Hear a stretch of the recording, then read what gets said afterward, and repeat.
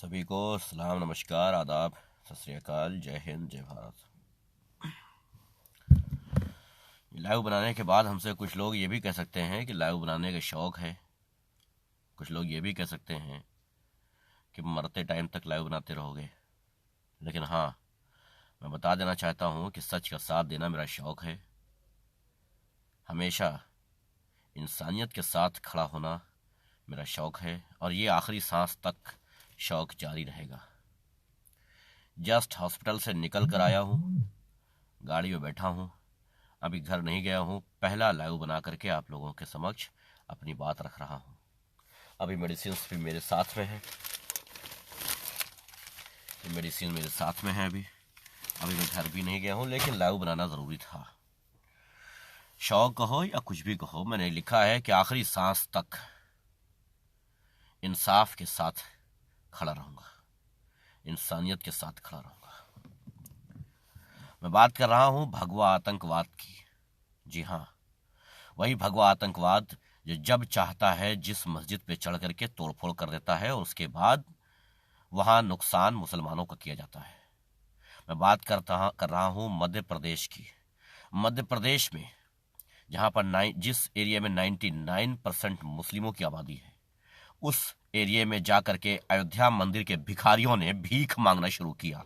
मैं जो कुछ कह रहा हूं इसके ऊपर मुझ पर केस डालना हो डाल देना, मुझे जो कुछ घोषित करना है कर देना, लेकिन मैं अपनी बात उसी अंदाज में रखूंगा जिस अंदाज में मैं अपनी बात हमेशा रखता रहा हूं। याद रखना, मैं किसी से डरने वाला नहीं हूं। ये मत समझ लेना कि मैं किसी के डर में आकर के अपनी हक बात कहना छोड़ दूंगा।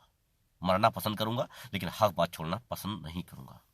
खैर, उस एरिया में जाकर के भीख मांग रहे थे अयोध्या मंदिर बनाने के लिए। अगर औकात नहीं है तुम्हारी अयोध्या में मंदिर बनाने की तो क्यों बनाते हो? मत बनाओ ना। जरूरी है क्या मंदिर भीख मांग करके बनाने की? अगर भीख मांग करके तुमको मंदिर बनाना है तो मत बनाओ, या फिर मांगो अपनों में भीख जाकर के। तुम उस एरिया में, उस बस्ती में भीख मांगने क्यों जाते हो जहां कोई है ही नहीं तुम्हारा, जहां कोई है ही नहीं है तुम्हारे उस मंदिर बनाने के समर्थन में? क्यों? लेकिन ये नौटंकी सिर्फ मस्जिदों को नुकसान पहुंचाने के लिए, मुसलमानों को गिराने के लिए। बात सिर्फ यहां तक नहीं रुकती है, सिर्फ भगवा आतंकवाद तक नहीं रुकती है। बात रुकती है जाकर के भारतीय जनता पार्टी के आतंक पर। भारतीय जनता पार्टी की आतंकी सेना जो है, जो आतंकी हमला करते हैं, ये बात वहां पर जाकर के रुकती है। 35 मुसलमानों के घरों को गिराने का फैसला लिया है मध्य प्रदेश पुलिस ने, दंगा भड़काने के जुर्म में। 35 मकानों को गिराने का काम करेगी मध्य प्रदेश पुलिस। क्यों? क्योंकि वहां पर जो दंगा हुआ, दंगा क्या, जो एक तरफा षड्यंत्रकारी, साथ में पुलिस की गाड़ी खड़ी थी, मस्जिदों पर भगवा झंडे लगाए जा रहे थे। वीडियो मेरे पास मौजूद है, अभी दिखा दूंगा और पोस्ट कर दूंगा। जिस माई के लाल में हिम्मत है आके मुझे जवाब दे देना। जिस माई के लाल में हिम्मत है मुझे जवाब दे देना। पुलिस की गाड़ी साथ में खड़ी थी, मस्जिदों पर चढ़ करके उनको नुकसान पहुंचाया जा रहा था। वहां पर अपना भगवा आतंकवाद का झंडा लगाया जा रहा था और पुलिस खड़ी तमाशाई बनके देख रही थी। उसके बाद पुलिस ने 35 घरों को तोड़ने का, मुसलमानों के घरों को तोड़ने का, और साथ में 34 लोगों को गिरफ्तार करने का काम किया है और कई लोगों को नोटिस दी है कुर्की की। आखिर क्यों? दंगा किसने भड़काया? वहां पर कौन मौजूद था? कौन था? किसने मस्जिदों पर चढ़ करके अपना भगवा आतंकवाद का झगड़ा झंडा वहां पर लगाया जाकर के? वीडियोस मौजूद हैं, किसी को बताने की जरूरत नहीं है। जय श्री राम के नारे लगा करके मस्जिदों पर चढ़ करके अगर आप भगवा झंडा लगाते हो तो वो भगवा झंडा नहीं बल्कि भगवा आतंकवाद का झंडा है। उसके बाद कहते हो कि दिशाम रिजवी बोलता है। आखिर क्यों? ये सब कुछ इसी वजह से हुआ है क्योंकि दिल्ली में जो कुछ हुआ, वहां शाहीन बाग के लेकर के जो दंगे हुए, जो झगड़े हुए, जो भगवा आतंकवाद ने मिल करके सरकार के साथ षड्यंत्र करके मुसलमानों को नुकसान पहुंचाया, इस वजह से सब कुछ हो रहा है। आज कपिल गुर्जर नामक एक आतंकवादी भारतीय जनता पार्टी में शामिल हो गया, जिसने शाहीन बाग में गोली चलाई थी। उसको इनाम के तौर पे भाजपा की सदस्यता दी गई है। जल्द ही उसको कोई बड़ा पद भी दिया जाएगा। कमाल है हमारा राष्ट्र, कमाल है हमारा भारत। यही हमारा भारत है, यही हमारा भारत है। इसीलिए कहता हूं कि मरते दम तक, आखिरी सांस तक मैं खड़ा रहूंगा इंसानियत के लिए। हमारा जो धर्म है इंसानियत का, उसके साथ खड़ा रहूंगा कुछ भी हो जाए। ये कोई किसी भी देश में आपने नहीं देखा होगा कि कोई सरकार से मिल करके कोई आतंकवादी किसी सरकार से मिल करके जाकर के किसी मस्जिदों पर या किसी मंदिरों पर यह हरामखोरी करें। अमर सिंह पत्थरबाज तेरा बाप है, तेरा बाप पत्थरबाज है। और मुझसे कोशिश मत करना बहस करने की, तेरे बाप संबित पात्रा की औकात नहीं है मुझसे बहस करने की। अगर एक बाप की औलाद है तो आ भी बहस कर यहां। अगर एक बाप की औलाद है तू, अगर पड़ोसियों की औलाद है तो कोई बात नहीं, अगर एक बाप की औलाद है तो आ बता मुझे। आतंकवादी हो तुम लोग, आतंकवादी हो, सरकार से मिले हुए आतंकवादी हो, और सरकार से सीधा कनेक्शन है इन आतंकवादियों का। भारत में भगवा आतंकवाद का बहुत तेज, बहुत जोर से, बहुत शोर से, पूरे षड्यंत्र के साथ पूरे भारत में भगवा आतंकवाद फैलता जा रहा है। सनातन धर्म गलत नहीं है। ये नए नए छोकरे जो तैयार हो गए हैं झंडा लेकर के, ये सनातन धर्म के पीछे आड़ लेकर के आकर के आतंकवादी हमले करते हैं। इन्होंने तो राम को बदनाम कर दिया है, हनुमान को बदनाम कर दिया है। मुझे बताओ तुम्हारे भगवान ने एक बार भी कहा हो कि दूसरे धर्म को नीचा दिखाओ, दूसरे की प्रॉपर्टी पर कब्जा कर लो, दूसरे के घरों में अपना झंडा लगा दो? बताओ मुझे। ना ना, राम की जो एक छवि थी उसे धूमिल करने का काम किया है इन हिंदुओं ने। आज के हिंदुओं ने उस छवि को धूमिल कर दिया है। राम का नाम लेने से पहले जो श्री राम कहा जाता था उसको इन्होंने हटा दिया है। आज यह कहना पड़ता है कि ये भगवा आतंकवादी हैं। कल तक ऐसा नहीं था, कल तक ऐसा नहीं था। इस सरकार से पहले, राम का नाम लेने से पहले सोचना पड़ता था कि एक ऐसा इंसान जो हर धर्म को साथ लेकर के, हर जाति को साथ लेकर के, छोटे बड़े को साथ लेकर के चलने का काम करता था। आज धूमिल कर दिया उसकी छवि को। आज सिर्फ और सिर्फ वो भगवा आतंकवाद का झंडा रह गया है, राम की सल्तनत का नहीं रह गया है, राम राज का झंडा नहीं रह गया है भगवा, यह आतंकवादी झंडा बन चुका है। शर्म आती है हमें, शर्म आती है ये सोच करके कि हमारे राष्ट्र में, हमारे भारत में ऐसी भी सरकारें हैं जो इतनी घटिया हरकतें कर रही हैं। मुसलमानों के घर गिराए जा रहे हैं। पहले मस्जिद गिराओगे, फिर जाओगे उन्हीं के घर गिराओगे, उन्हीं को अरेस्ट करोगे। क्यों? तुम्हारे बाप लगते हैं ये आतंकवादी। मैं जानना चाहता हूं मध्य प्रदेश पुलिस से, शासन से, प्रशासन से, सरकार से, तुम्हारे बाप लगते हैं ये लोग? ये आतंकवादी कौन है? तुम्हारे बाप है क्या? हां, पक्का तुम्हारे बाप होंगे। अगर एक बाप की औलाद हो तुम लोग, एक बाप की औलाद हो तो आओ मुझसे बहस करो। कमेंट्स करके छुप जाना बहुत बड़ी बात है तुम्हारे लिए, लेकिन अगर असली बाप की औलाद हो तो आओ मुझसे बहस करो। जिस मामले में चाहते हो उस मामले में कर लो। बताओ किस मामले में करोगे?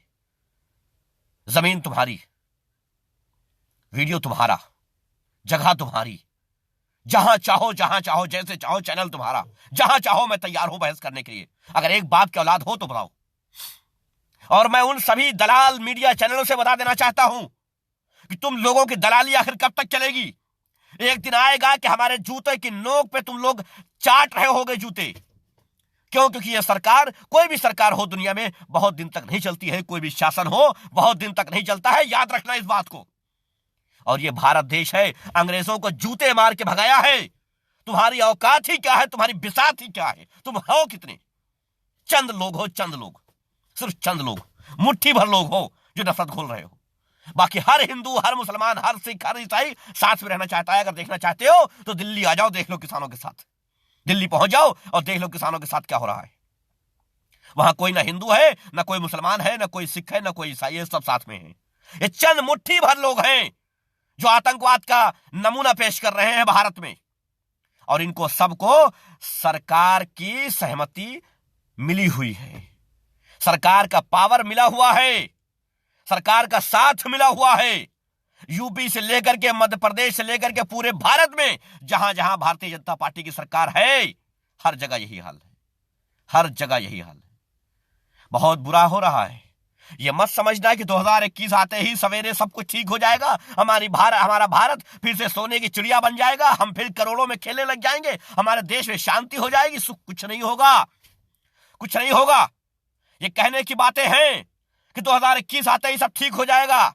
2020 में प्रॉब्लम है, 2020 बड़ा खराब निकल गया, 2021 से सब कुछ नहीं ठीक होने वाला है। हम अपने आप हम अपने आप को नहीं ठीक कर रहे हैं, हम अपने देश को क्या ठीक करेंगे? ये भगवा आतंकवाद के नाम पर पूरे देश में आतंक फैलाया जा रहा है, मुसलमानों को नुकसान पहुंचाया जा रहा है, मस्जिदों को तोड़ा जा रहा है। ये शराफत है, ये शराफत है जो इतनी खामोशी से मस्जिद तोड़ करके निकल जाते हो। याद रखना, मैं किसी को भड़का नहीं रहा हूं, लेकिन समझा जरूर रहा हूं कि यह हमारी शराफत है कि मस्जिदों को तोड़ करके निकल जाते हो, उसके बाद पुलिस आती है, घर को तोड़ जाती है। वरना अगर अपने पे आ गए तो तुम्हारे बाप की औकात नहीं है कि मस्जिदों तक पहुंच सको, तुम्हारे बाप की औकात नहीं है। इतनी जुर्रत तुम में इसलिए आ गई है कि हम सब्र करते हैं, हम खामोश रहते हैं, हम अपने कानून पर, अपने राष्ट्र पर भरोसा करते हैं, इस वजह से ऐसा है। जबकि ये मुझे पता है कि हमारे देश का कानून, हमारे देश का राष्ट्र, हमारा राष्ट्र ऐसा बन चुका है कि हमारे देश में कानून लागू है ही नहीं है।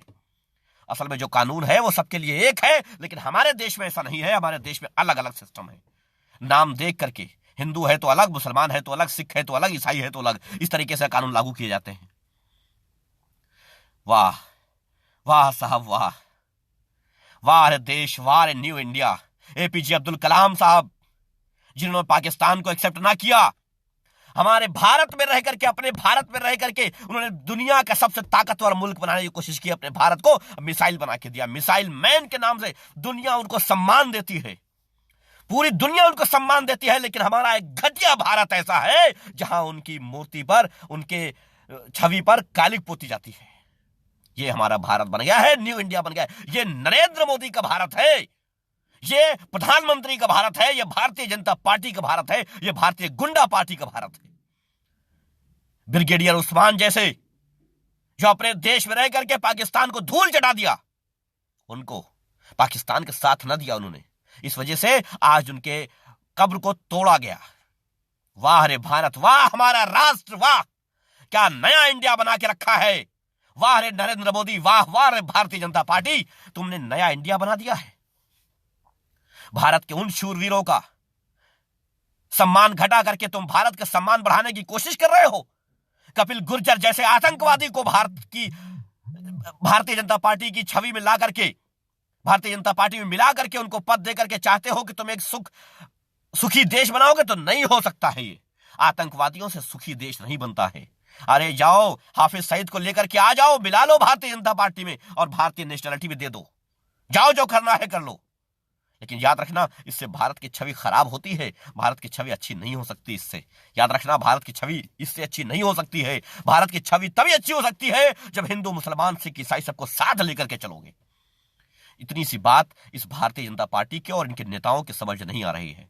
शर्म आती है, हमें सोच करके शर्म आती है कि हमारा भारत आज ऐसा बन चुका है कि चाहे सन बदलते रह जाएं, हजारों साल बीत जाएं, कैलेंडर बदलते रह जाए, लेकिन हमारे भारत की छवि कभी सही नहीं हो सकती, क्योंकि हमारे भारत में राजनीतिक पार्टियों ने अपना वर्चस्व कायम कर लिया है, गुंडों ने अपना वर्चस्व कायम कर लिया है। इस वजह से हमारे भारत की छवि कभी ठीक नहीं हो सकती।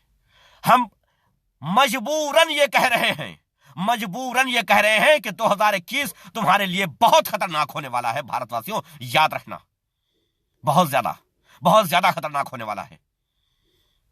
जो हाल होगा 2021 में, याद रखो, फिर हाथ जोड़ोगे, कहोगे हमारे लिए 2020 ही ठीक था, यही कहोगे। आज कह रहे हो ना कि 2020 बहुत खराब निकल गया, चलो अच्छा हुआ आज खत्म हो रहा है, लेकिन नहीं साहब, 2021 हमारे भारतवर्ष के लिए सबसे खतरनाक होने वाला है। ये मुझे मजबूरन कहना पड़ रहा है, और अगर ये ना होता तो मैं इतने ज्यादा फीवर में, इतने ज्यादा तबीयत खराब में मैं ये लाइव ना आता। आज दूसरी बार मैं तबीयत खराबी पर लाइव आ रहा हूं और मजबूरन आ रहा हूं। आज दूसरी बार आ रहा हूं। एक बार तब आया था मैं जब तालिबानी बताया जा रहा था, कोरोना शुरू हुआ था, वो दिल्ली में, याद नहीं आ रहा है दिल्ली में कौन सा मैटर था, सबको तालिबानी बताया गया था ये कोरोना फैला रहे हैं, कोरोना बम है ये। तब मुझे आके जवाब देना पड़ा, और आज फिर मुझे आकर के ये जवाब देना पड़ रहा है। आज मुझे फिर बताना पड़ रहा है कि हमारा देश खतरे में डूब चुका है, गड्ढे में डूब चुका है, जहर चारों तरफ फैल चुका है, हमारा देश बर्बादी की ओर बढ़ चला है बहुत स्पीड से। मैं मध्य प्रदेश सरकार को समझा देना चाहता हूं और बता देना चाहता हूं कि मुसलमानों के घर गिराना छोड़ो, वीडियो हमसे ले लो, हम दे रहे हैं उन आतंकवादियों का जो मस्जिदों पर चढ़ के झंडा फहरा रहे हैं भगवा, हम दे रहे हैं उनकी पहचान। जाओ उनको अरेस्ट करो अगर एक बाप की औलाद हो तो। लेकिन नहीं साहब, तुम्हारी औकात नहीं है आतंकवादियों को अरेस्ट करने की। कश्मीर में वो एक आतंकी पकड़ा गया था, क्या हुआ उसका? जमानत पे कैसे रिहा हो गया? अरे आतंकवादियों को रिहा करवाते हो, आतंकवादियों को भारतीय जनता पार्टी में शामिल करके उनको ताकत देते हो। क्यों? क्योंकि ये मुसलमान का नुकसान करें। अरे यही तो किया था भारत में, भारत की जनता ने 2014 में यही किया था। सोचे थे मुसलमानों को नुकसान होगा, इसीलिए लेकर के आए थे एक आतंकी को। क्या हुआ देश का? लेके आए थे एक भिखारी को, क्या हुआ इस देश का? कहां पहुंचा दिया इस देश को उसने। याद रखना, ऐसा ही हाल होगा, ऐसा ही हाल होगा। इन आतंकवादियों को जेल में होना चाहिए, इनको पार्टी नहीं ज्वाइन कराई जा सकती है। नरेंद्र मोदी जी समझ लीजिए इस बात को, अपनी पार्टी में लोगों को बता दीजिए कि आतंकवादियों की जगह जेल है, राजनीतिक पार्टी नहीं है। अगर आप साफ सुथरी छवि वाले नेता बनने की कोशिश करते हैं तो झूठ है, फरेब है। हरकत ये करके दिखाइए कि आतंकियों को जेल में डालिए तो जाने हम। लेकिन आपकी हिम्मत नहीं होगी साहब, क्योंकि ये आतंकी गुंडे आरएसएस के हैं और आरएसएस के खिलाफ जाने की आपकी औकात नहीं है साहब, आपकी औकात नहीं है। चलिए, बहुत शुक्रिया आप सभी का, धन्यवाद। जिंदा रहे तो फिर मिलेंगे, लेकिन आखिरी सांस तक सच का साथ दिया है और देते रहेंगे, कुछ भी हो जाए।